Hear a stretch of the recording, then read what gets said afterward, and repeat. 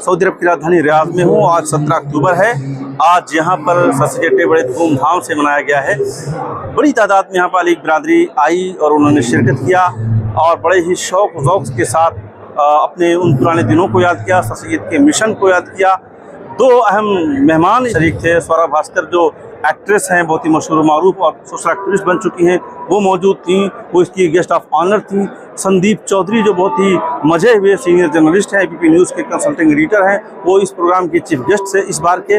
तो गोया कि सर सैयद डे जो हमने सोचा था अलीगढ़ में इस बार मनाने का, इत्तेफाक ये हुआ कि मुझे रियाद आना हुआ और रियाद में सर सैयद डे में मुझे शिरकत हुई। देखकर अच्छा लगा कि यहाँ पर अली बिरादरी बड़ी तादाद में मौजूद है और सीनियर और जूनियर तमाम लोग, हर उम्र के लोग यहाँ पर मौजूद थे और लोगों को अवार्ड से नवाजा गया। यहाँ पढ़ते हैं अलग अलग स्कूलों में, उन बच्चों के जो बेहतर कामयाबियाँ रही हैं उनको लेकर के यहाँ पर अवार्ड दिए गए हैं।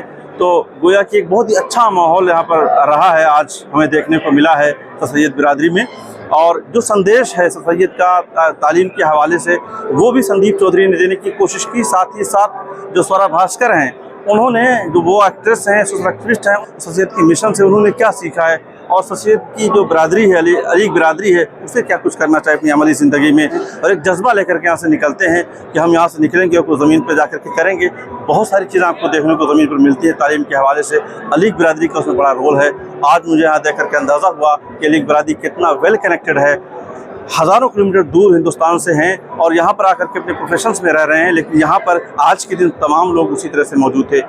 आइए अब हम आपको प्रोग्राम की जानिब लिए चलते हैं। अमूबा रियाज चैप्टर के प्रेसिडेंट डॉक्टर इनामुल्लाह बेग की वेलकम स्पीच से प्रोग्राम का बाकायदा आगाज हुआ। अलीगढ़ मुस्लिम यूनिवर्सिटी से दूर सऊदी अरब के रियाद शहर में ये पहला या दूसरा मौका मैसर है जब हम 17 अक्टूबर को यौम सर सैयद मना रहे हैं।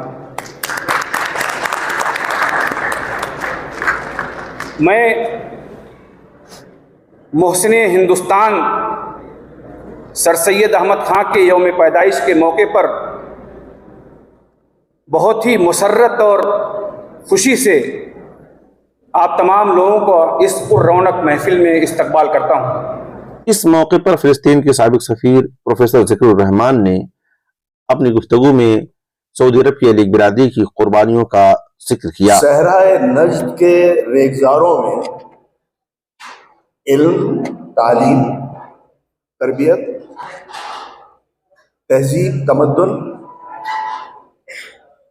सकाफत, इन सब की आबियारी एक जुए शीर लाने से कम नहीं है।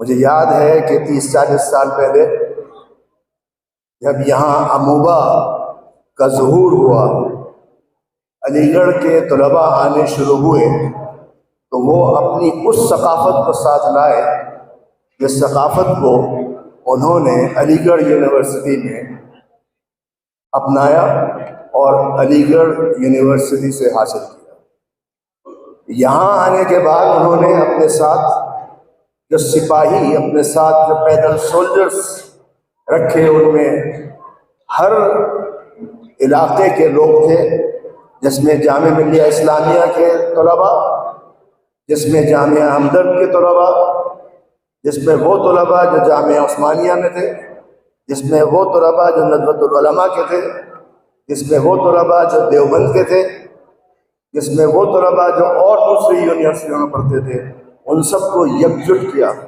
और एकजुट करने के बाद इस तपती सहरा के रेगजारों में उन्होंने एक ऐसा माहौल बनाया जहाँ तालीम और तरबियत जो सर सैयद अहमद खान ने जिसका बेड़ा उठाया था, उसको इस इलाके में, इस मोहल्ले में, इस एरिए में भी नाफिज किया जाए। लायक सद तहसीन है वो लोग जिन्होंने अपनी काविशों से, अपनी मेहनतों से इस शहर में एक ऐसी मिसाल कायम की है जिससे यहाँ के मकामी हजरात अंगुष्ठ बदंदा रह गए। प्रोग्राम के चीफ गेस्ट संदीप चौधरी ने अपनी बात कुछ इस तरह रखी।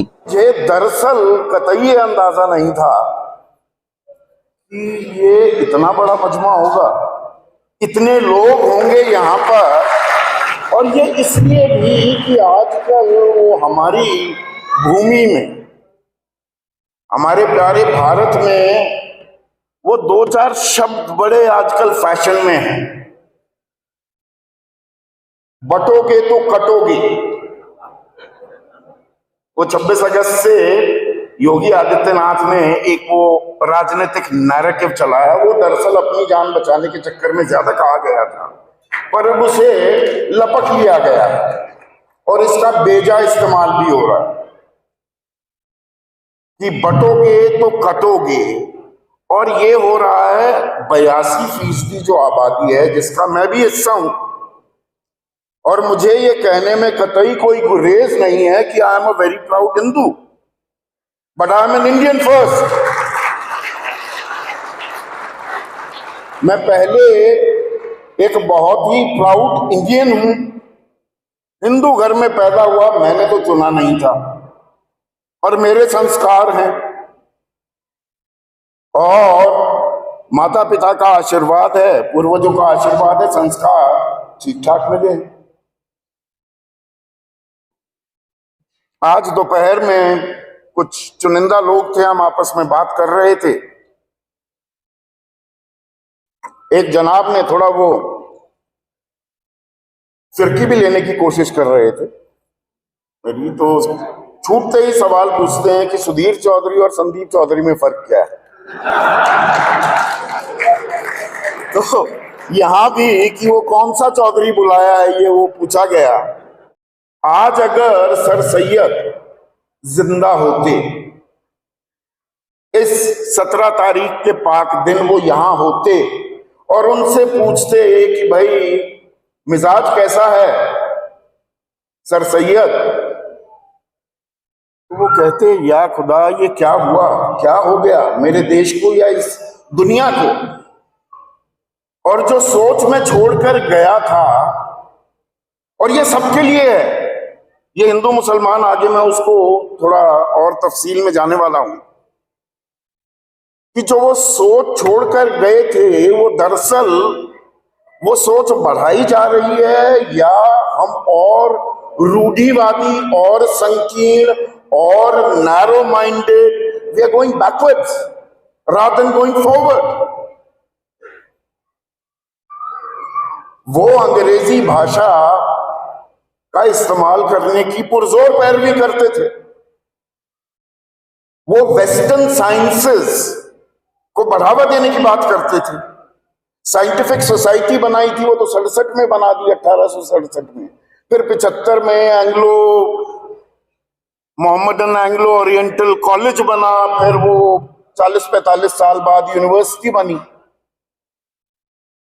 पर जो वो मूल सिद्धांत थे, कहीं हम सब, मैं किसी पे दोषारोपण की बात नहीं कर रहा हूं, भटक तो नहीं गए। हम जैसे जैसे तथाकथित तौर पर मॉडर्न होते जा रहे हैं, आधुनिक होते जा रहे हैं, कहीं हम वापस पीछे तो नहीं जाते जा रहे। अब मंत्री हैं भारत जैसे देश में, शिक्षा मंत्री एक सूबे के, वो कहते हैं कि गाय के ऊपर हाथ फेरोगे तो कैंसर का इलाज हो जाएगा, गौमूत्र पियोगे तो बीमारियां ठीक हो जाएंगी। अब आप इसमें एक और मैं पूरी जिम्मेदारी के साथ ये बयान कर रहा हूं, आप में से बहुत से लोगों को एक मंद मंद मुस्कुराहट आई कि हाँ ये किस तरह के है, ये हिंदू रूढ़िवादी और मुस्लिम रूढ़िवादियों का क्या, जो दाढ़ी को पहचान बनाने से आगे सोचने को तैयार नहीं है। अच्छी खासी एक समस्या, एक दिक्कत आ गई है। 80-20 का नैरेटिव लगातार इस देश में चल रहा है थूकने को लेकर, और वो वाहियात है जो लोग ये करते हैं, वो इंसान कहने लायक भी नहीं है कि रोटी में थूक दोगे, कोई किसी के आटे में मूत देगा। मुझे कहने पे शर्म भी नहीं आ रही, क्योंकि ये शॉक करने के लिए बहुत जरूरी है। You need to shock people out of the slumber, कि कोई मुसलमान थूक रहा है, कोई हिंदू में गाजियाबाद में 9 साल से जहां खाना बना रही है, जिस घर में, उस आटे में मूत रही है, मूत मिला रही है। और ये बातें देश में चर्चा विमर्श का विषय बन गए हैं, ये हेडलाइंस बन गए हैं। ये कहां आ गए हम? आप लोग दरअसल बहुत बेहतरीन काम कर रहे हैं, पर इस काम को थोड़ा और आगे बढ़ाने की भी जरूरत है। ओपिनियन मेकिंग में भी थोड़ा सा फ्रंट फुट पर खेलने की मुझे लगता है अब जरूरत आ गई है। इस मौके पर अमूबा रियाज चैप्टर की डायरेक्टरी का रस्म इजरा भी अमल में आया। अब आइए सुनते हैं स्वरा भास्कर को कि उन्होंने अपनी गुफ्तगू में सर सैयद अहमद खान की जिंदगी और उनकी जद्दोजहद से क्या सीखा। सर सैयद अपना जब वो अलीगढ़ मुस्लिम यूनिवर्सिटी शुरू करने की कोशिश कर रहे थे तो उन्हें कितनी खिलाफत मिली समाज से, और जो मौजूदा उस वक्त के जो लीडर्स थे, जो कम्युनिटी के लीडर्स थे, जो पावरफुल लोग थे उस समाज के, और उन किस तरीके के इल्जामात उन पे लगाए गए कि उन पे फतवे भी लगे, उन पे कुफ्र का इल्जाम भी लगा, उनको हेरेटिक बोला गया, नास्तिक बोला गया, काफिर बोला गया, और किस तरीके की गालियां उन्हें पड़ी। और मुझे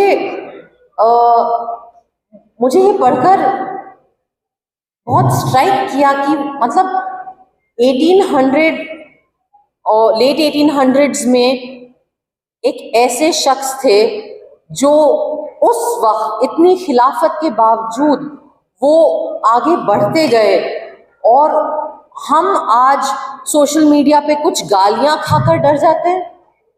मतलब इट रियली स्ट्रक मी। हम रविंद्रनाथ टैगोर साहब का एक पोएम है जिसमें वो कहते हैं कि যদি তোর ডাক শুনে क्यों ना সে তবে একলা চলো রে। सॉरी यहाँ अगर कोई बंगाली है, मेरी एक्सेंट और सब गलत होगा, पर वो कितना पावरफुल लाइन है कि कोई अगर तुम्हारा बुलावा सुन के ना आए, कोई बात नहीं, तुम अकेले चलो। और इसका I think better sir Syed से कोई बेटर एग्जाम्पल नहीं हो सकता है। और मैं सोच रही थी, Sandeep sir is here today, मैं सोच रही थी कि आज अगर सर सैयद जैसे कोई शख्स होते तो उन्हें क्या बोलते, हम उन्हें क्या टर्म मिलता। मुझे लगता है सबसे पहले तो उन्हें एंटी नेशनल बोल दिया जाता, या उन्हें कंट्रोवर्शियल, मेरी इंडस्ट्री का फेवरेट वर्ड है कंट्रोवर्शियल, बोल दिया जाता। एंड पर्सनली मुझे ये बातें पढ़कर मुझे बहुत स्ट्रेंथ मिला, क्योंकि वो कहते हैं ना कि इतिहास कोई और आपका गवाह हो ना हो, लेकिन इतिहास आपका गवाह होता है। और मुझे लगता है कि सर सैयद अहमद खान साहब की गवाही इतिहास ने दी है कि इतना उन्होंने ये जो इंस्टीट्यूशन बनाया है, जो सिर्फ तालीम ही नहीं दे रहा स्टूडेंट्स को, जो जिंदगियां बदल रहा है। मुझे याद है जब मैं फहाद से बात कर रही थी तो एक बात बहुत स्ट्राइक की मुझे, और उस दिन मुझे एजुकेशन का क्या पावर है मुझे समझ में आया। फहाद अक्सर बोलते हैं, और वो जब अपने भी भाषण देते हैं वो अक्सर ये बात कहते हैं कि अलीगढ़ मुस्लिम यूनिवर्सिटी ने उसकी जिंदगी बदल दी। वो अपने परिवार का पहला ऐसा शख्स है जिसने फॉर्मल एजुकेशन कंप्लीट करी है। उसके परिवार में, पूरे कुनबे में और कोई नहीं है जो फॉर्मली एजुकेटेड है। और आज चूंकि वो अलीगढ़ मुस्लिम यूनिवर्सिटी तक पहुंच गया, उसको एडमिशन मिल गया +2 के लिए, वहां से उसने ग्रेजुएशन खत्म किया, आज वो टिस बॉम्बे में अपनी PhD खत्म कर रहा है। और ये पावर है। और चूंकि वो टिस बॉम्बे गया, और इसलिए मुझे लगता है कि हम वो और मैं मिल भी पाए। तो अलीगढ़ मुस्लिम यूनिवर्सिटी सिर्फ तालीम ही नहीं, वो जिंदगियां भी बना रहा है, वो लोगों को अलग अलग तरीके से भी साथ ला रहा है। So I think thank you for that as well.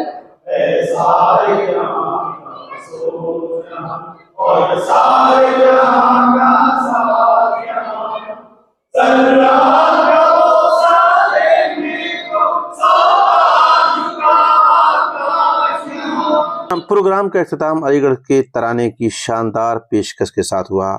Bureau report, Asia times, Riyaz.